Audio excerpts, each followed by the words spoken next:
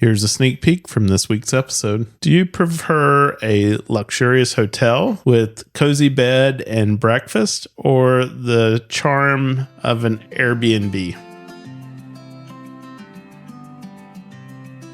I'm Scott. And I'm Melissa. And we are the Sunshine Travelers. Our passion is travel and sharing our experiences with those who enjoy it as much as we do. For those who want to learn more about travel, or even those who just want to live vicariously through our travel stories. No matter where you fall along that journey, get ready to hear about our firsthand experiences as we visit some of the most interesting and amazing places on Earth. This week, we wanted to take an opportunity for our listeners to get to know us just a little bit better, and to share with you some of our favorite experiences from our travels. Join us as we ask each other questions about our travel favorites and see how they match up against the way that you would answer these questions. So pack your bags and come along as we uncover some of our favorite things about travel.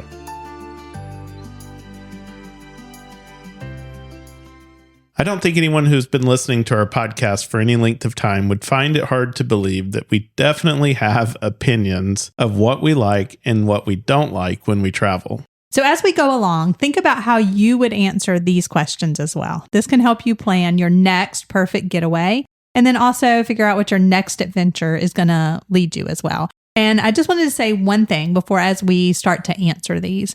So yes, we've talked about some of these, but we didn't talk about some of these just to kind of make it fun. And so these are things and are going to be things that like come to mind as we discuss these. And so it's not like an all-inclusive list, right? There's probably some of these where we could have multiple places or multiple stories, but it's just kind of brings to mind, like, I like to say like the first thing that comes to mind sometimes, you know, it's sometimes your best answer as well. So some of this will be, you know, some of those answers. Yeah. And we kind of went through the questions, but we didn't answer these questions either. So I think there's certain times where you might ask me a question, but you don't know how I'm going to answer it yet.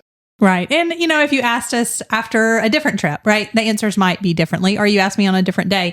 Some of these are really going to be what comes to mind. And I think sometimes that's just, you know, what makes it fun. Well, good. I'm ready. So I'm going to start it out, and I'm going to ask you, and we can both answer this question, but what is your all-time favorite travel destination, and why does it hold a special place in your heart? So I really have two, but I'm going to just narrow it down to one. Yeah, because we'll be here all night if you don't.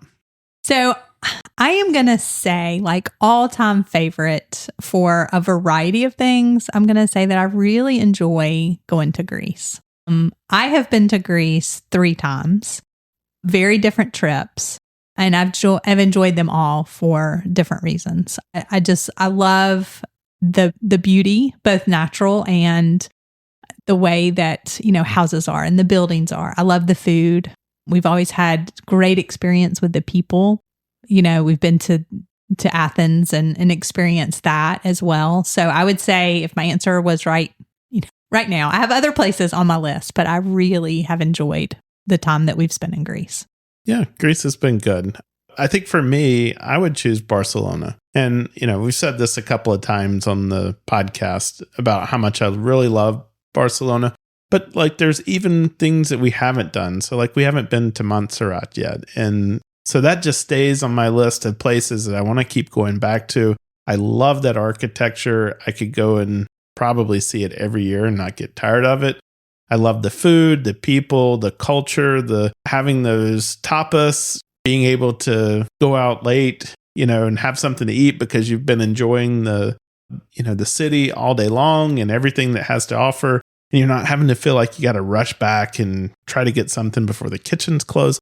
Like, those are just the things I really love about Barcelona. Yeah, and it's got a beach. And when you have the beach, it automatically increases its value. That's true. And it makes it less stressful if you're not worried about, okay, are we going to be able to eat dinner and things like that as well. So I also want to say that we aren't going to have episodes about every single thing that we talk about. But if we do have an episode, then I'll just link it in the show notes. It's like a mini directory. I mean, obviously you can go and search the different ones, but just to make it easy. So we'll put question 1 and then our answers. And so we have one about Greece. We'll have another one about Greece that's actually coming up.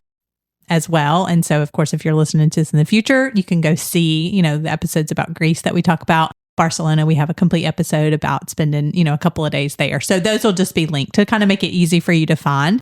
So if some of these places that we talk about and the things that we talk about them pique your interest, then you can go dig in and get a little bit more information about those destinations. How about that? Great. All right, Scott. So what is your favorite hotel that you have ever stayed in? So this is one that I stayed in on business travel. So Melissa was not with me.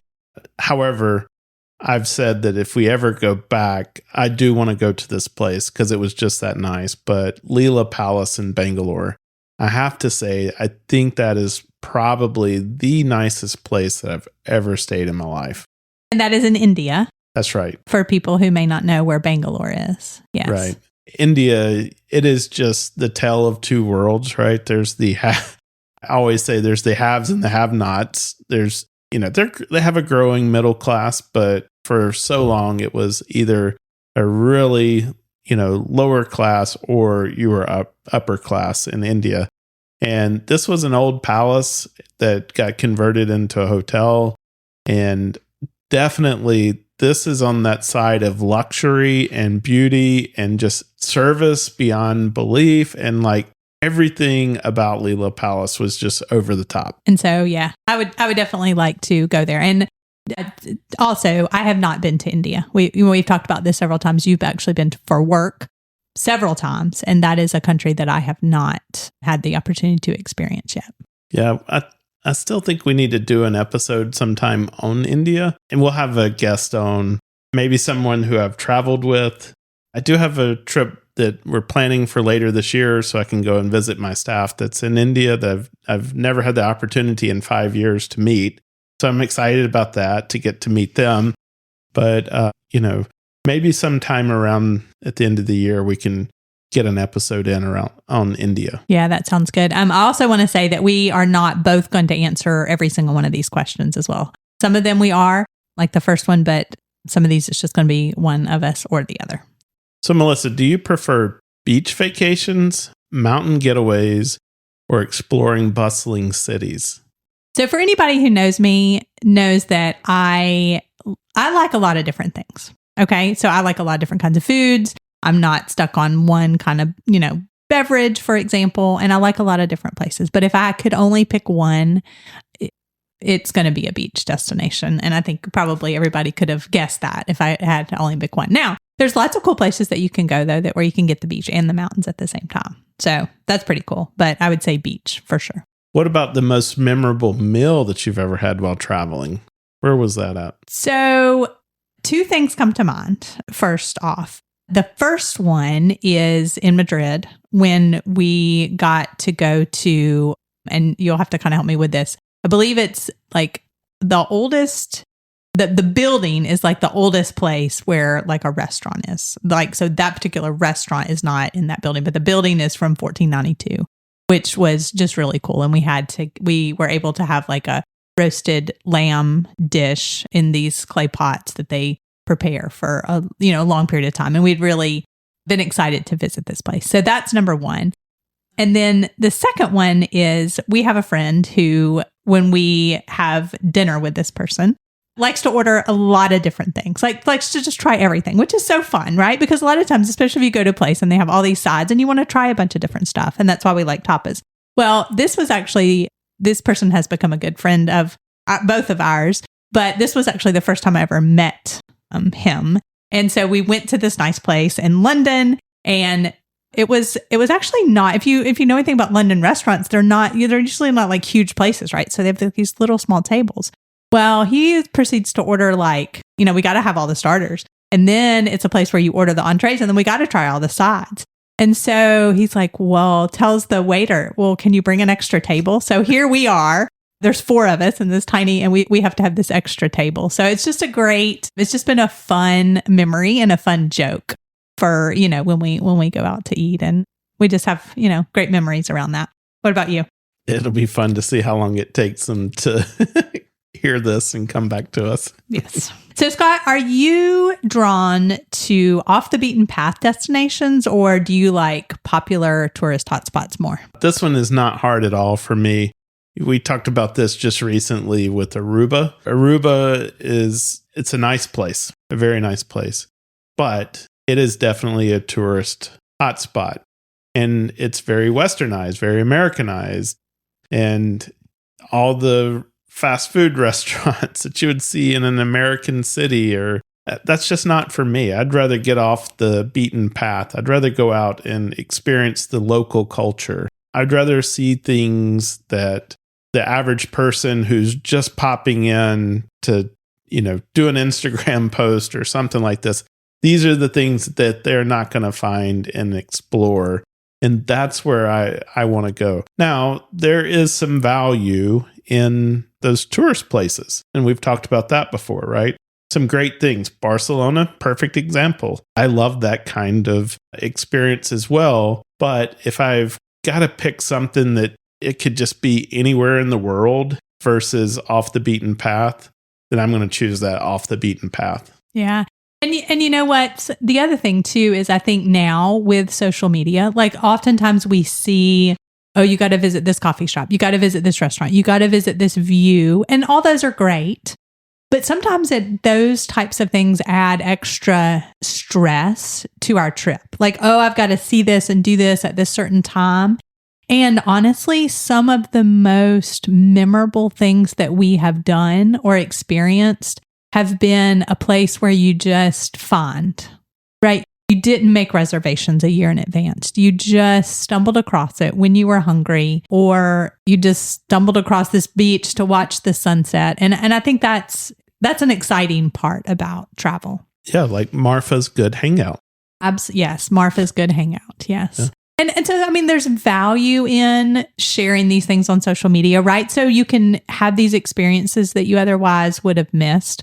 But I think if you think about trying to always, I got to do this, then I got to do this, and then I got to do this, instead of just you happen upon this place where it could have been like a fun, great memory, then that's what you remember about that trip. Yeah, it's funny because there's this travel couple that I follow, and they document every bit of their travel. I mean, it's part of what they do. And they were recently in Amalfi, and they said that Amalfi didn't rate very high on their list of favorite places to go to. Now, I think some people would absolutely be, shocked by that. But it was funny and interesting because while we said that Amalfi was beautiful and interesting, we also said that we thought it would be better to view from a boat looking up at it from the water than the vantage point that we had, which was on the roads with the chaos of the cars and the buses and all of that stuff, where you kind of miss a little bit of the beauty. But if you were out there on that water looking back onto Amalfi and you see those cliffs and you see the houses and the shops and everything on those cliffs, that's a whole different viewpoint. Yeah, that's absolutely true. And the other thing I want to say about off the beaten path is I often hear you tell people, and I think we both do, but just like from my perspective, I often hear you tell people, go to Santorini, go to Mykonos, but make sure that you go to some of these other islands that we have been to, Milos and Paros and Sifnos, because those were, for us, like then you could just get out and explore. And if you saw a beach, you could relax, or if you saw a restaurant and it just wasn't crowded with, I have to go see these specific spots or that kind of thing. So just not having all the crowds and maybe all the hype, and you are the one to discover that. So that's the destination. Then you also have the second half of that, which is the journey. So what's your favorite mode of transportation when traveling? Is it plane, train, car, or something else? So if I had to pick a favorite, I really think train. And my experience with that has really been in Europe, I would say. Just because you get to see, I like to look and see out, right? So, okay, I'm the window seat person.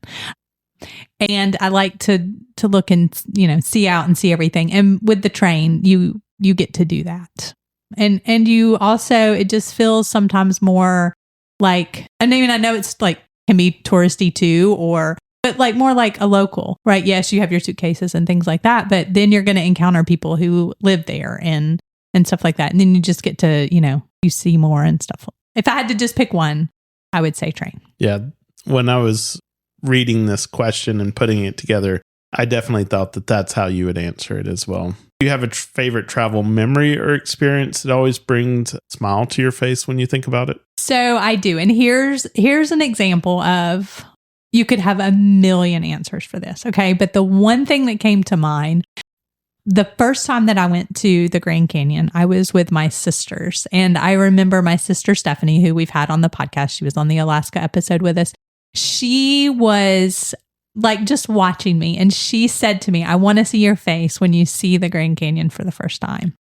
And then turn that around, I had that same experience when I planned that trip and surprised you when we went to the Grand Canyon. I wanted to see your face when you saw the Grand Canyon for the first time. Yeah. And then the day that we were leaving, I remember we were on the bus and we thought that these people had actually been there because they were hopping on the little local transportation bus. But then we got up by it and we saw the canyon, and the guy, like, his jaw dropped and he was like, oh my gosh, and so I got to kind of see that too through the same eyes, watching someone else see it for the first time. Oh, that's neat. I had forgotten about that, but yeah, that is very cool. So that's just the first thing that kind of came to my mind. So Scott, are you an early riser who loves catching sunrises, or more of a night owl who enjoys vibrant nightlife scenes or sunsets? Can I answer that somewhere in the middle? Sure. Like, I'm a daytime person.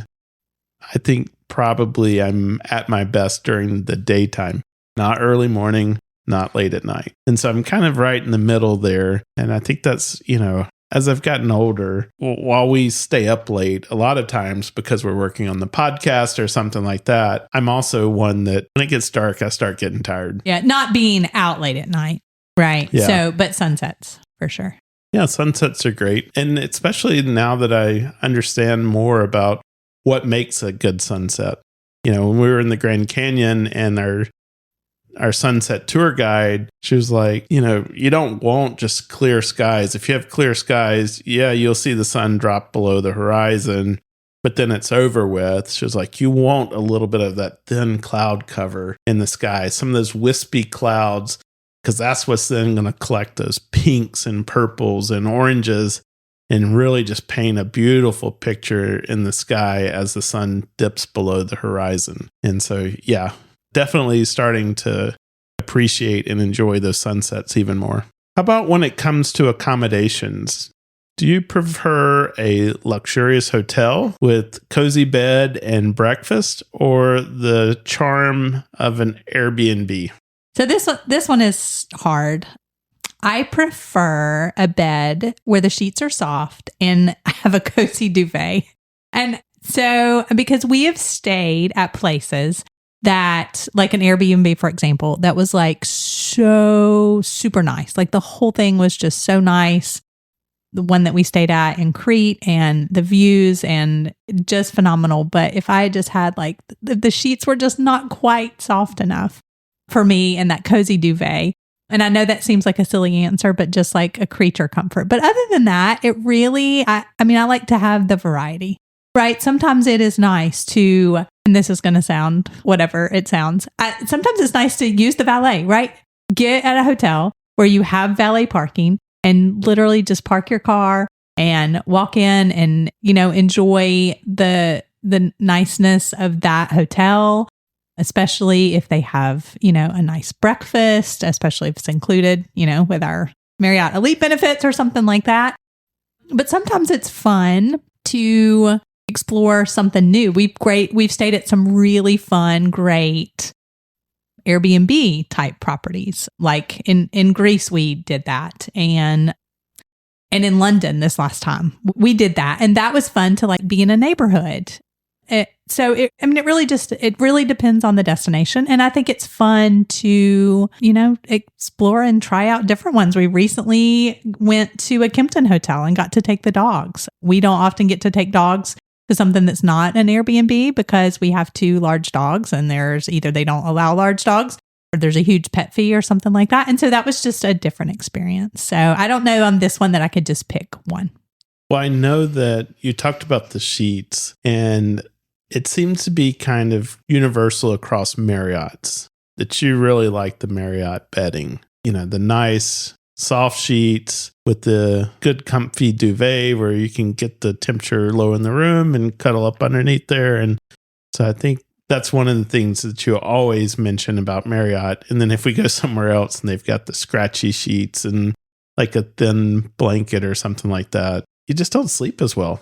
I don't. And I mean, we've even stayed at various Disney properties where it's like, come on, Disney, like we need, for this price point, we need better bedding. Yeah. Like I'm not enjoying this. Disney needs to step up their bedding. That's for sure. So I accidentally asked your question, but I'll go on with the next one. Do you have one item that you always make sure to pack when you travel, no matter where you're going? I do. The first thing that comes to mind is my battery remote, like backup charger. Whenever we travel, I take that. And I think when we travel, like we tend to take more pictures or videos, or we use it for GPS or whatever. And I feel like on a day where we're traveling or exploring, I almost always use that. And most recently, I like the one that the MagSafe on the back. I do have an iPhone. I don't like the Apple one because it doesn't charge for long enough, because then that way I don't also have to have a cord. So I would say right now that's the one thing that I always want to have, because when you're traveling, like you just can't have your phone die 3/4 through the day, because then you got to, be able to have directions or catch the sunset or whatever. That is not what I thought that you were going to say that you always pack. I was thinking about your hang up makeup and toothbrushes and all of that stuff. That you've had this thing since, I don't know, since we were married. Yeah, it's an LL Bean like toiletry kit. I'm sure they still make them the same. It's like I think it's the large size, but it has literally been all over the world, gone through the test of time. It's the same one the same one I still use. So yes, I do always take that. That goes with me no matter if I'm going for one night or however many nights. It stays partially packed with the things that I, keep in it that I don't have to also use at home, or maybe I have like a home, set of or something like that. But that's funny that's true. I was certain that is what you were going to say. Scott, are you more interested in immersing yourself in local culture, indulging in adventure activities, or simply relaxing and taking it easy when you travel? I'm going to answer this in a little caveated term. I love to take it easy, right? Because I still work full time. This is something that we do in our spare time. And, we've put a lot of effort around doing, and we do a lot of travel. And most of the reasons that we enjoy travel is because of meeting and experiencing new cultures, which is partly why I say, it's disappointing when you show up at this great island location and everybody's going to the Olive Garden.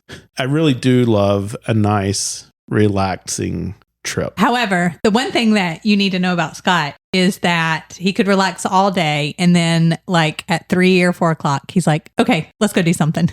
Or we could go to like an all-inclusive. The one time, I think, we may have been more than one, but the first time I think we went to an all-inclusive, like after 2 days, you're like, okay, let's go do something. Or let's go book a trip and do some jet ski and go into town and see something. So while you do, and I don't know that we maybe do enough relaxing trips, like when we go and want to experience all these things. But yeah, I think working that in, no matter if it's a vacation, working that in, no matter what you do, is having some time to relax. But I go back to like Cancun. So the Westin that we stay at, the Laguna Mar in Cancun, we just can't get enough of this place. And as you can tell, we're all over the place. We like to try new things. But the Westin Laguna Mar is that place that we always gravitate back to at some point. And we've even been talking about we need to get down there and go spend some time at the Laguna Mar. But you can find me hanging out right there on the edge of that infinity pool, staring out at the ocean for several days in a row. I love it. That is my place. I can just zone out, hang out there all day long in the water with the sun, and I am happy. So yes, I do like to get out and go do things like in the evenings, but do I want to go and hike Mount Kilimanjaro? No, I have no interest in that, right? It's just that's not what I'm interested in. And we've had friends who say, oh, you should go, kayak or whitewater raft the Grand Canyon because they really enjoy that. And to them, that is a great vacation. And so when they do it, they are relaxed. They are enjoying themselves. Would I find that relaxing and enjoyable? I might find it fun for a day, but I don't know that I would want to spend a week doing it. Of course, I might change my mind if I ever did it. That's true. So let me ask you this as a follow-up. When we go places like St. John, for example, and snorkel, what do you consider that? Yeah, that's a good question because that is an active vacation, right? When we go and we're in St. John, we're in the water and we're swimming all day long and you are exhausted at the end of the day. But I find that the water is relaxing to me and seeing the fish. And of course, there's a few times where we've gotten caught up in currents and, then you've got to just totally exert yourself to get back. But I think I find that more to be relaxing. So that's interesting. That's good to know because, and also based on what you said about whitewater rafting. So everybody is going to have a different version of what is relaxing to them versus, what they like to do. And I think that's what, makes travel unique for everybody. Absolutely. And I think that's why we want people to be asking their travel companions, who is it that you love to travel with? Take this list of questions and ask them, right? Have this discussion. Matter of fact, it's funny. We initially started talking about this and we were like, are we going to be able to get through this list, right? Because sometimes even the two of us don't 100% agree on these answers. And so we're like, oh yeah, sure, we'll make it through. But I think that's the interesting piece about asking these questions. Yeah. And so Scott said we'll put these questions in the show notes and then we'll also make it to where you can click on it and then print it out so that you can have it. Because I think it is a fun, give you fun, discussion of planning your next trip.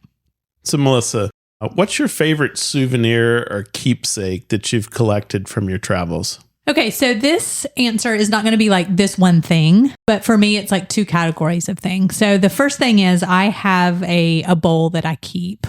And I think the first things that I started putting in it were the time that we went to Greece together and I collected. So a lot of the beaches that we went to were rocky beaches, but beautiful color, pink and different things like that. So I collected just a few rocks. I didn't bring a suitcase full back of heavy rocks, but a few rocks to put. And I had a little bowl that I started putting it in. And so if anyone's listening and that is illegal, she really didn't do that.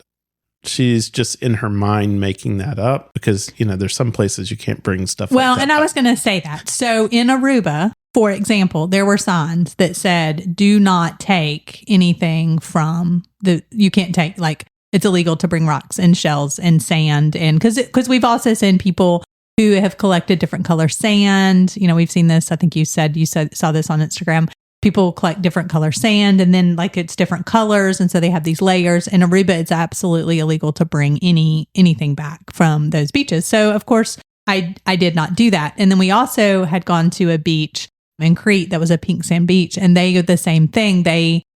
There were lots of signs that said, please do not take this pink sand because if everybody takes this much of the pink sand, it's not going to be here anymore. It's not going to be here for people to enjoy because it takes a long time for that, those shells to get crushed down to regenerate that. But so it's rocks. We were on some property in North Georgia one time and there was a turtle shell. I have that and then driftwood and just different things from places that you can bring back. So I have that. And then the second thing is I'm not a huge shopper, I wouldn't say. But sometimes when we travel, I like to go to different shops. And if I see, clothes or a purse or, whatever, I like to purchase those on trips because then when I wear those, I then think back to, that trip. Sandals. She always brings back some kind of sandals.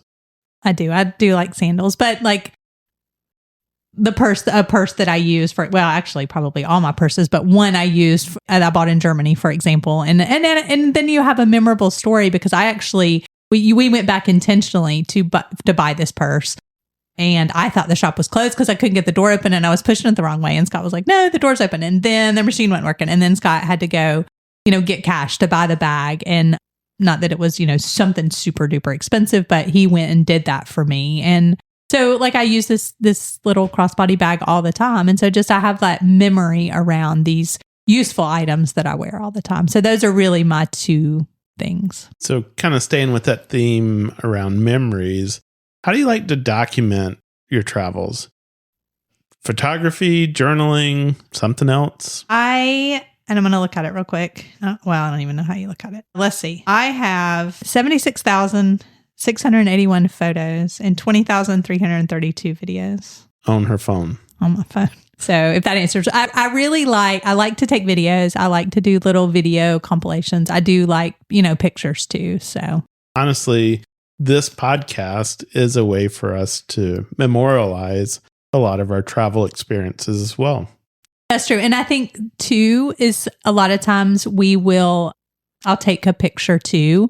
Like that helps us to go back and sometimes find locations, right? We'll have taken a picture at a restaurant or just different things. And so if we maybe don't, write the stuff for the podcast for a while, like then I can go back and use the locations and be like, okay, this was the name of the place so that we can then share that. So for me, and too, sometimes I just like to flip back through those and, you remember things or it reminds you of things that you have then, forgotten. So that's what I do. And then I also obviously back everything up to the iCloud and to somewhere like a Dropbox or a Google Drive or something like that too. Scott, are there any specific cultural or historical sites that you have left like a lasting impression on you during your travels? Yeah, this is another one of those where it was there for business travel to India. And, we got there a day early and they said, hey, don't hang out at the hotel. You'll get tired and fall asleep and you need to stay awake during the day. And so they took us to Mahabalipuram, and I think it's near Chennai. And this was these temples that had been there for thousands of years. And then just like a couple of years before we went there, they had the tsunami. And the tsunami washed those several 1,000-year-old temples out into the ocean. And they had a little more than one still remaining. And, that's just a place for them that is very special. And so having been there and seen that of these temples that are thousands of years old was very interesting. So when it comes to travel, Melissa, do you have a favorite season or time of the year for traveling? And if so, what is that?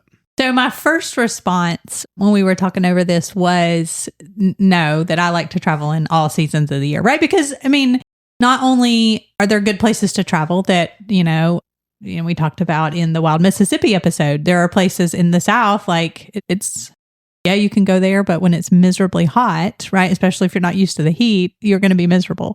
But there are places that are good to go all the times of the year. But when I thought about it a little more, honestly, I don't like to go places in the peak season for that place.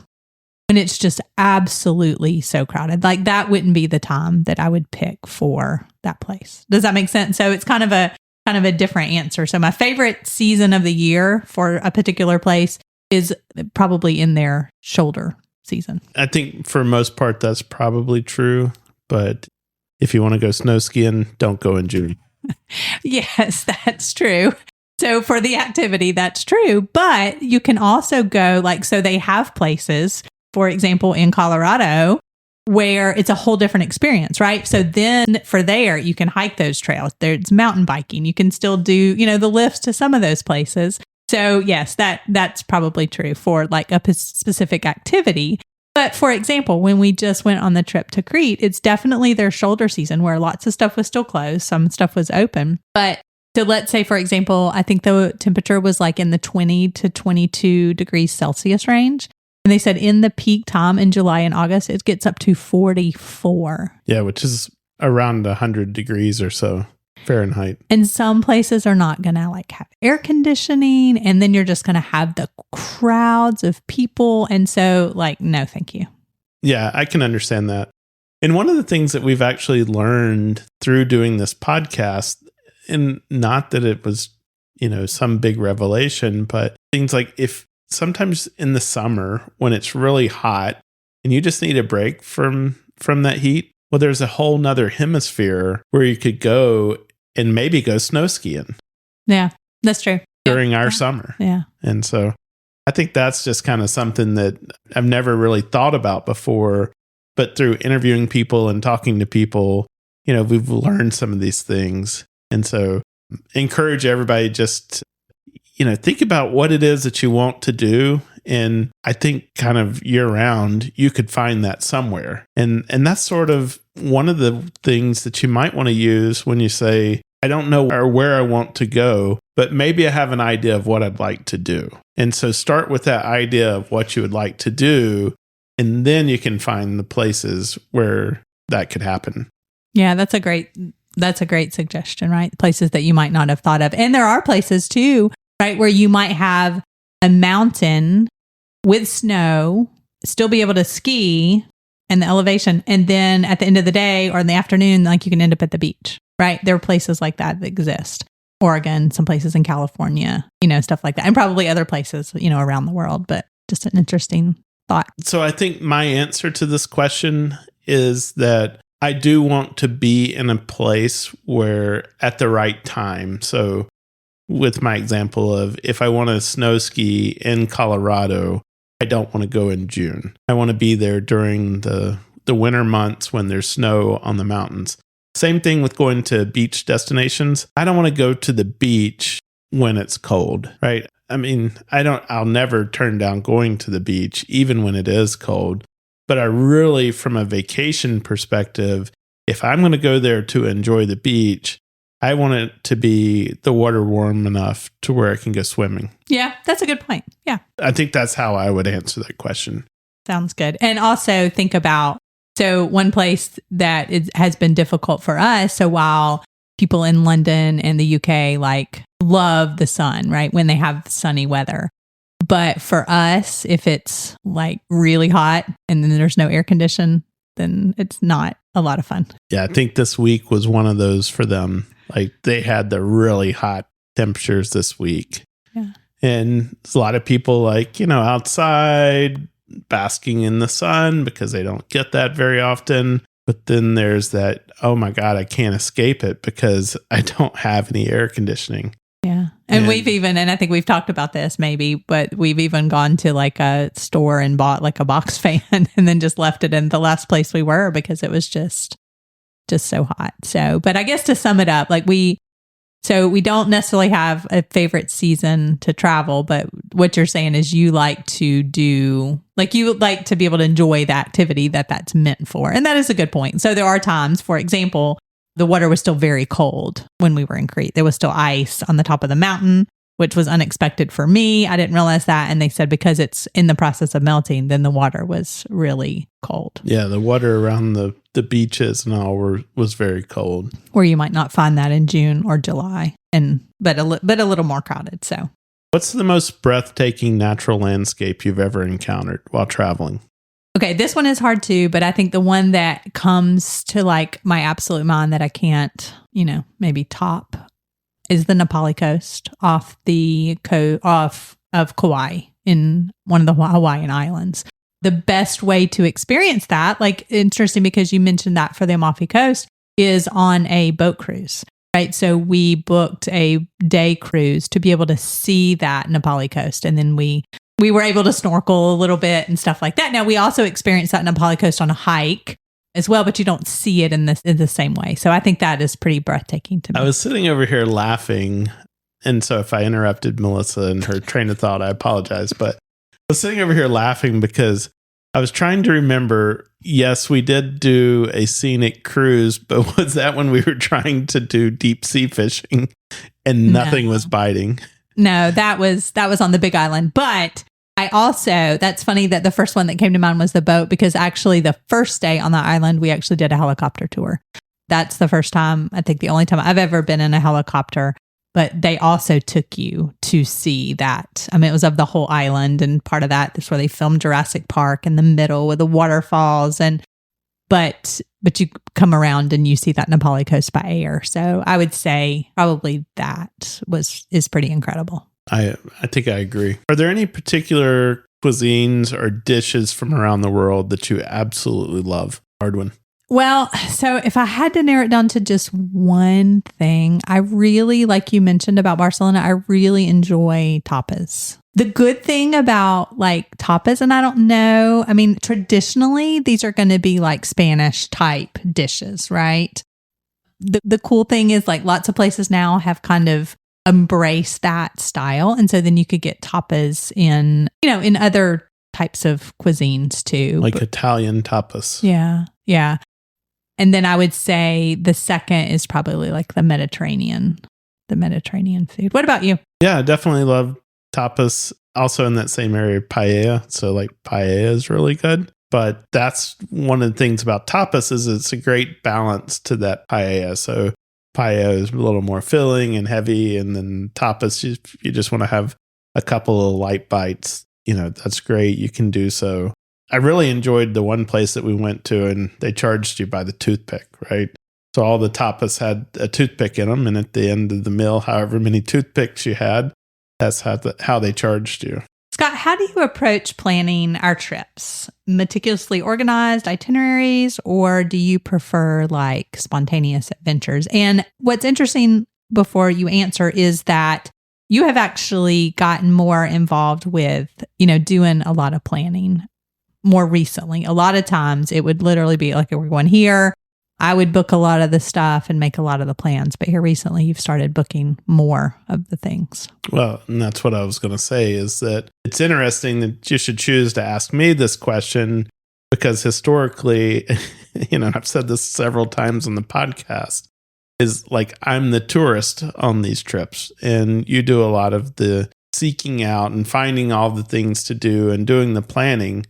But when we decided that we were going to create itineraries for our website, and I took over the building of those itineraries out, well, it kind of got me into a habit of, let's go put this on the itinerary. And then all of a sudden it was we're going to be gone for 3 days. What do we want to look for? What do we want to do? Are there places that we definitely want to eat? And starting to fill out some of those things on the itinerary. And I think that that's kind of gotten me into the habit of at least planning out part of the trip. But one thing that I definitely don't like is when you overplan a trip. And so like every second of the day is planned. And if you don't, you don't meet that plan, or like, for example, if you book tours on every day of the trip, well, there's no ability to have any spontaneity. So if you hear about something while you're there and you want to change that, it's like, I've already got that planned and want to do this.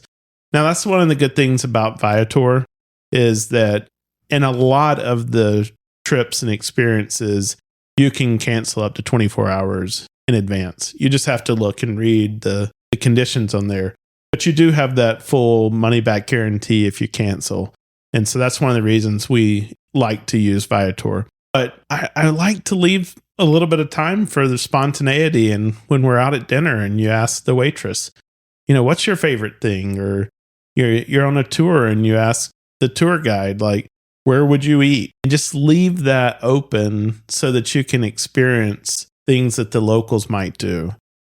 And that's definitely one of the questions that we always ask is, don't just tell me the places that all the tourists that come to the island, what they do. I want to know what you do. Where do you go? Where do you eat?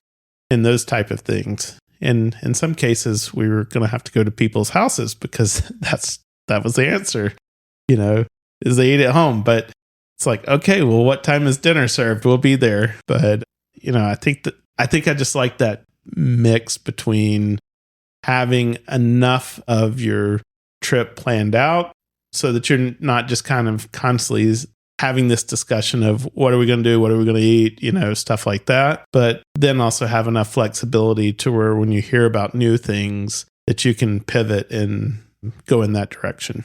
Yeah, I think that's great. Yeah, because you do want to be able to discover.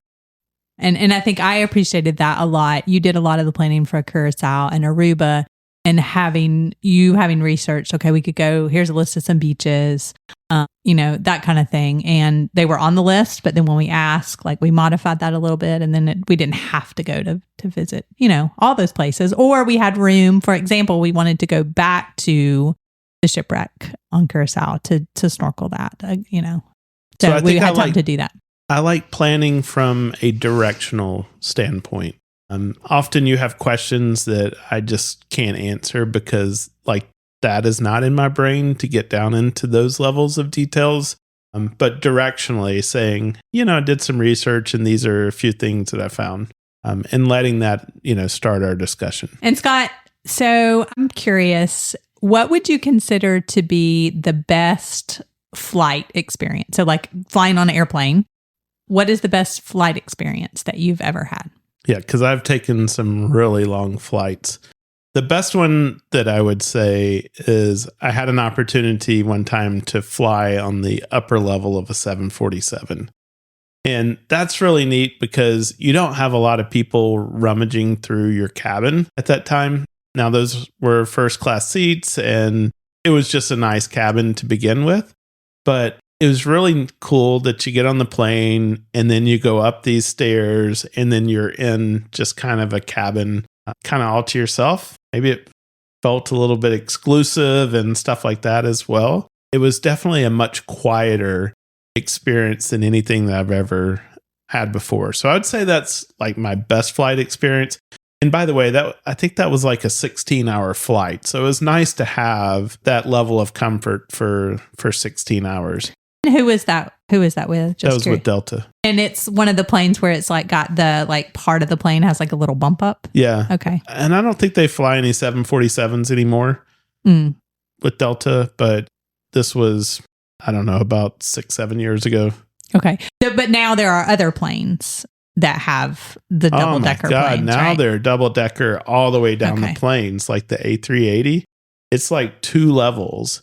And I laugh because there's a movie out there. I think it's a Snoop Dogg movie, Soul Plane, where they're really making fun of like the different classes and stuff like that.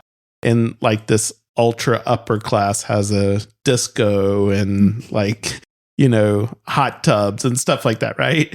And oh my gosh, we haven't flown on one of these A380s yet, but I hear that there are some of them where the upstairs first class experience is amazing. Like it's almost like a little dine-in restaurant and a bar and chandeliers and all kinds of stuff on an airplane that it's like craziness. Wow. So on the flip side, what would you say is your worst flight experience? So once again, another 16-hour flight. I've done a lot of these really long haul flights. And one time I had the great opportunity to go on a mission trip where we were doing technology work for nonprofits. And because it was a nonprofit mission trip type thing or whatever, they booked main class tickets for that. And it was an airline that I didn't have any kind of status or anything on. And for that flight, I was in a middle seat. And that is the worst experience I ever had. Matter of fact, I had so little room in my seat that I actually spent the majority of the flight in the lavatory just so that I would have some extra space. I know they thought that I must have been like sick or something like that. Literally, I would just go in there for, 30 minutes at a time or whatever, just so that I could have some space. Wow. Yeah. So it's definitely, and I know like that's something that you have prioritized. Like if I'm going to take a long haul flight, let's figure out, right, whether you can figure out how to use points or, be flexible on your plans if you can to find something that makes that a little more bearable. Yeah. Melissa, I have one last question for you.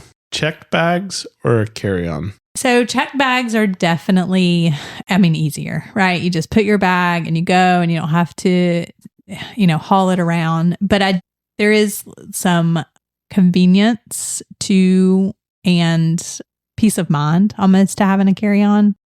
And then I feel like you tend to not pack as much, right? Or overpack because if you can take a bigger suitcase and whatever, overpack. Honestly, we check bags more than we just do just a carry-on. Yeah, for someone who traveled a lot for work purposes, carry-on's the way to go. But I think in just kind of luxury travel, I'm checking a bag. I don't want to, I'm not a porter. I don't want to be schlepping this bag all over the world, right? Let the airline do it. And you know what? We always put like an extra change of clothes or a bathing suit or something like that into our carry-on so that way when we get there, if the luggage doesn't make it, we have something. And then, worst case scenario, let the airline buy you a new outfit. Yeah, and definitely know that. I mean, that's a good point, is that there has been one time when Carrie and I traveled to Greece and we were going to miss a connection. And so the airline changed us to a different flight. And thankfully, we had done things like chargers because we ended up having to spend a couple of nights without our bags. So we had things like chargers, like Scott mentioned, and toiletries and things like that. Unfortunately, we didn't pack a bathing suit. We were going to a beach destination, so we had to, buy it. But we did not take advantage of going back to the airline and doing what you needed to do to recoup our money for that, or using, having things booked on a credit card or things like that. So just knowing that those options are out there and taking advantage of, keeping your receipts and taking advantage of if you have to go buy a few things to get you through. Because in our case, we weren't going to be at the first destination very long. So there was no point by the time the bags got there. We were going to be on to Athens. And so we had to make do, for a couple of days. So just knowing that those opportunities. But yeah, that is a great point to pack, medicines and supplements and, toothbrush and things like that. And especially if you have kids, pajamas and a couple of diapers and, whatever to get you through if those things are completely lost, for example. That's a good point.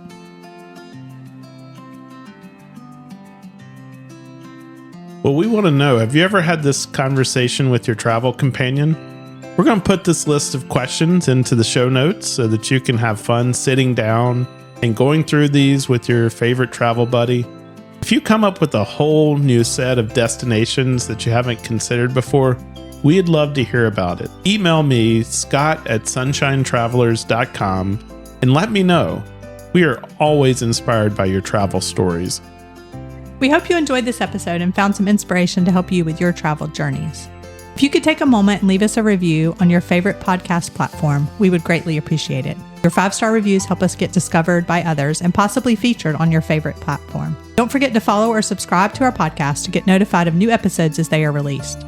You can also find us on Instagram at Sunshine Travelers Podcast. Remember, that's travelers with 1 L. Most importantly, please share it with your friends and help them catch the travel bug. You never know, they may become your greatest travel companion.